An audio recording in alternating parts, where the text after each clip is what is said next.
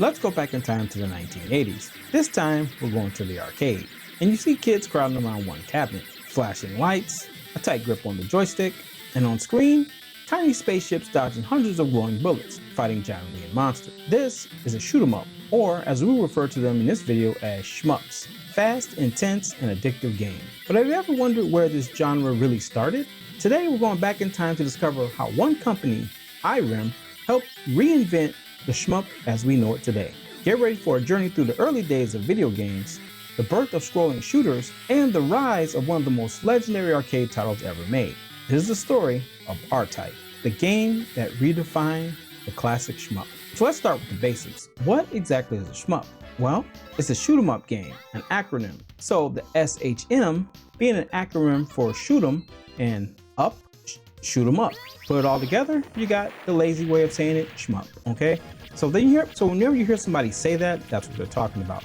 And it's a type of video game where you control a ship, plane, or character at times and shoot waves of enemies. You dodge bullets, sometimes you can collect power-ups, and you survive as long as you can, or if you beat the game in modern versions. Now there are many types of shmups available. You have, first of all, fixed shooters. These are your games like Space Invaders, where the screen doesn't move, you just kind of go back and forth and everything stays on one screen. And then next up, you got vertical or horizontal shmups, depending on which way the screen scrolls. Think about Xevious, or if we're talking horizontal games, think about Gradius. If we're talking vertical games, think of a number of games like Xevious or Tiger Haley, something like that. And lastly, more modern times, we got bullet hell games. And these are your cave games, games filled with screens filled with hundreds of bullets that you gotta dodge, or if you got a bomb, you can kind of clear the screen with. So in a shmup, skill is everything. No hand holding here.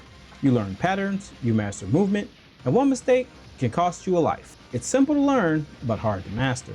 And that's exactly what made these games popular in the arcades. They were challenging, addictive, and they kept you coming back coin after coin, or token after token.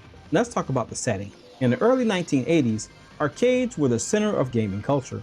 Home consoles existed, but they were primitive compared to the flashy cabinets you found in your arcade.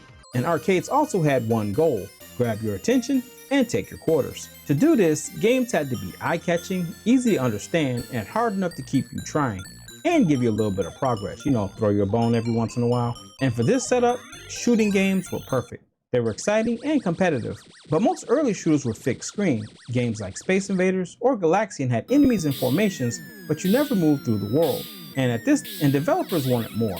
They wanted to make games that felt like adventures with real stages and bosses. That's where scrolling shooters came in, and IREM was one of the first to really perfect this idea. Now let's talk about IREM and get a feel of who they were. IREM started in Japan in 1974 under the name IPM Co-Ltd. Initially, they sold arcade hardware. By 1978, though, they were making their own games. Now, they weren't the biggest company. Sega and Namco were huge at the time, and Taito had hits like Space Invaders.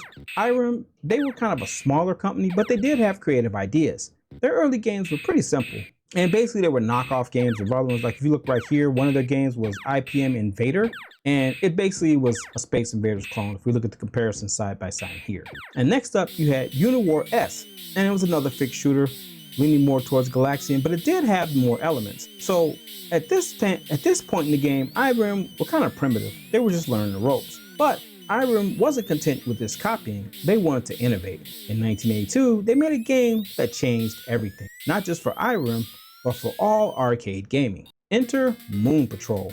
Now, this game was a huge step forward. You controlled a moon buggy traveling over a rugged lunar surface. You had to jump craters, dodge mines, and shoot UFOs. But while fun as that was, the biggest innovation? Parallax scrolling. Most games before this had flat, single-layer backgrounds, but Moon Patrol used multiple layers moving at different speeds. Sure, it looks primitive by today's standards, but 1982, that was a big deal. Mountains moved slowly, hills moved faster, and the ground just zipped by. And this created depth. It felt like you were really moving forward. This technique wasn't just a cool visual trick. It was essential for scrolling shooters. It made the levels come to life. Now, Moon Patrol was licensed in the US by Williams Electronics, and it became a worldwide hit. So thanks to Moon Patrol, developers everywhere started thinking about how to make games with scrolling stages, and IREM had found their magic ingredient. Now after Moon Patrol, the entire industry changed. Other companies jumped on the scrolling shooter idea.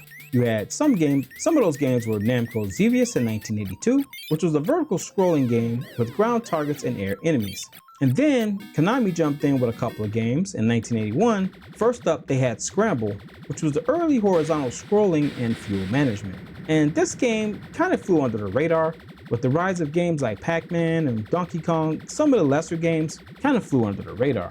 But Konami, not to be outdone, in 1985 came out with Gradius, and this game would go on to be a cultural phenomenon as far as side-scrolling shooters. It added power-up bars and memorable level design. So these shmups weren't just harder, they were more cinematic. You felt like you were flying over alien worlds, fighting huge bosses at the end of the level, and players loved them. And Irem, even though they didn't have their game yet, they were keeping receipts. They knew they could make something even more ambitious. They wanted to make the ultimate scrolling shooter. So by 1986, Irem was hard at work with a new project. They wanted to create a game that stood out from the crowded shooter market. Their plan? Giant bosses, detailed graphics, and unique mechanics. So they assembled a small and talented teams. One of their key inspirations was H.R. Geiger, the Swiss artist who designed the monster in Alien. His biomechanical style, mixing flesh and machine, was creepy and unforgettable and wildly popular at the time. Irem wanted to take that extra step and make their enemies look like organic, gross, living beings. And they also invented a brand new mechanic, the Force Pod. Now this was a glowing ball you could attach to the front or back of your ship, or let it float freely. It blocked bullets and fired in different directions depending on your power-ups, so it added a big layer of strategy. You weren't just dodging and shooting, you were actually managing this tool, and it made the game stand out from everything else. Nothing at the time was doing that. Now what made this part so cool, what made, in my opinion, R-Type so innovative, was you still don't get that in a lot of games. Lots of times when you get power-ups, they're attached to your ship, but R-Type made it to where you could throw your pod out. Sometimes it would fire for you, as long as you're pushing the fire button, and then you could reposition it. So if you're flying around, because R-Type, if you ever played R-Type, first of all, if you got off the first level, kudos to you, because R-Type is ridiculously hard. R-Type is one of those games that make you just want to pull your hair out. It is hard. Trust me, it's a tough one. But anyway, when you fly around the ships, lots of times when you're this way and you're shooting forward, you'll have enemies behind you lots of times. So you can actually readjust your pod. You have to release the pod. When the pod goes out, bring it back with the button, and then you got to dodge and go behind and attach your pod in the back. So it was kind of a pretty big mechanic to try to manage while dodging everything on screen. So you definitely had to memorize the stage and know when and when not to, and know when to have your pod in the front, or when it's going to do you better in the back, or when it's going to free fly and just do its own thing. So yeah, that was, for 1986, that was a big deal. So in 1987, Irem released R-Type to arcades, and it was an instant sensation. Players had never seen anything like it. I mean, the graphics were beautiful for 1987, huge and highly detailed. And the bosses, they were giant, multi-part creatures. And the levels were carefully designed with traps, tight corridors, and enemy patterns. And then we add on that force pod we just talked about, and that added a whole level of depth and strategy. So it wasn't just a shooter, it was puzzle-like in some ways. You had to figure out how to beat each stage. And the soundtrack was dark and brought a good atmospheric tone. The art style was weird and unsettling, but that's what Irem wanted. And arcades everywhere wanted that cabinet. Players lined up to play it, but it was hard, brutally hard. This game wasn't a game you beat on your first try, or even your 10th. That was the point. It demanded you to learn, improve, spend more money, of course, and then master it. And players loved it for that. So like I said earlier, R-Type is just tough. It was tough as nails. One thing I did, because for me to make this video, I did go back and play R-Type, and I'm pretty good at shmups. I'm not the best, but I'm decent at them. And that thing had me wanting to cry. Man, it put me to the test. And like I said, I can only get so far in the game. I've never beaten this game. It's just because not only that, you also get limited continues. Now, sure, nowadays you can emulate it with save states and stuff, and you can kind of just, get through the game. But if you're playing this game straight up, it's tough. I got to the 3rd level after sitting there playing the game for about probably about an hour. But one thing I will say about the game, the more you play it, the more you memorize it. But it's a big difference with me just saying, okay, let me reset the game for free, than putting another token in trying to play. Because like I said, you only get limited continues. You can't just buy your way through this game. So let's talk about real quick the legacy of R-Type. Now, R-Type wasn't just popular, it set a new standard for shmups. After R-Type, you saw other game developers step their game up. Konami made Gradius 2, Gradius 3, and Salamander, adding co-op and even better graphics. Capcom had their turn with 1943 and UN Squadron. And UN Squadron, that's another tough one. And then companies like Tollplan made Truxton, Zero Wing, and Fireshark. And ultimately now, in more modern times, Cave eventually took things to the next extreme with bullet hell games like the famous and one of my favorites, Go Donpachi. Now, Irons themselves, they kept building on R-Type, and the sequels they had were R-Type 2 in 1989, R-Type Leo 1992, Super R-Type 1991 for the home consoles, R-Type 3, R-Type Final for the PS2, and R-Type Final 2 came out in 2021. That was a modern revival. So yeah, R-Type definitely left a legacy behind with tons and tons of releases and reiterations of the game, not to mention a lot of ports. But as great as that game was, in the 90s, fighting games kind of ruled that scene with games like Street Fighter 2, Mortal Kombat. It straight up took over the arcades, and shmups started to fade. They were seen kind of as old-fashioned and too hard for casual players. So IRM slowly moved away from the arcade development. They focused more on console publishing. Eventually, in the late 1990s and early 2000s, they had all but stopped making new games. But their legacy lived on. So even though IRM isn't the arcade powerhouse it once was, its influence is still everywhere in today's world. You have indie shmups like Saimora, Sterenden, and Raging Blasters. They all owe a debt to R-Type, and developers constantly pay homage to IRM's art style and challenging design.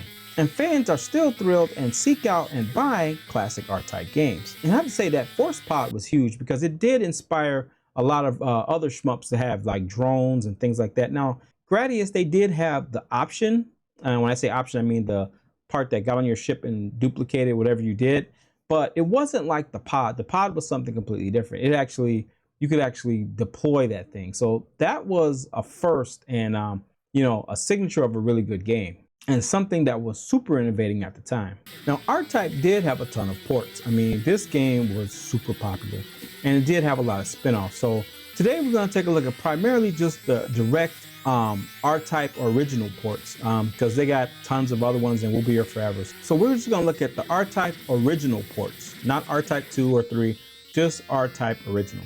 But first up, we got R-Type Arcade, and this is the one that we're most familiar with if you played it in the arcade. And yeah, it's a very beautiful game, huge bosses. The game looks phenomenal. So, and one of the good things about this part is I actually died a lot on the arcade R-Type when I was making this video. And so I actually got to memorize that first couple of stages. So I can actually give you a really accurate comparison on how close the R-Type conversions are. So let's get into it. First, we'll start with the arcade. And obviously, this is the one that most people remember back in the day if you were around back in 1987. R-Type, beautiful game, colorful sprites, good music. There's really not too much more to say about it. Huge boss fights at the end. The game can be really hard, in my opinion, playing through, but the bosses can be are not as hard as they are intimidating, but the graphics, like graphically, they are beautiful. Next up, we'll take a look at R-Type for the Amiga, and this was a really good translation. It moved smooth, was true to the arcade. There was a couple of things that were out of place, like those robots once you fly through that little tunnel, the robots, but for the most part, this was a really good conversion. Great sound, smooth movement, definitely a win-win for the Amiga.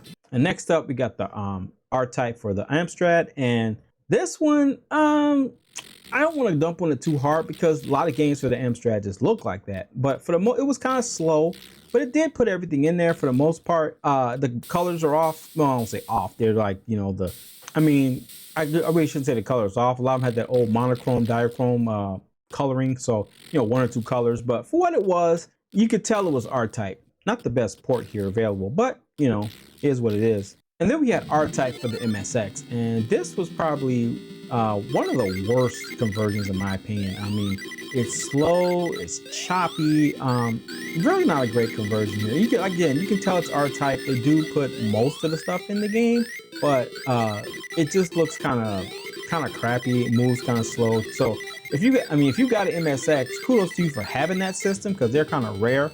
But this game right here, definitely not the best place to play it.